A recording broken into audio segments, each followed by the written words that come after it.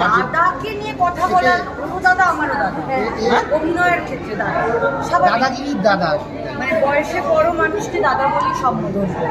আমি জানি না আপনাদের ভাষাটাকে রক্তবীজও যেরকম একদম ডিফারেন্ট আমার কাছে, আবার বিকশায় আমার সঙ্গে যখন পাঠ করেছে সেখানে আবার একদম। আর আজকে তো অদ্ভুত একটা গঠনের এটা ভালো অভিনেত্রীরা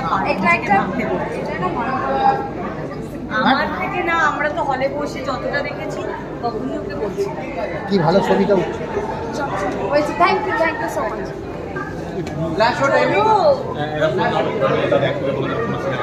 আমরা তো রক্তবীজ করলাম, হ্যাঁ দাদার সাথে। দাদা তো রক্তবীজ ছিল, রক্তবীজ আছে।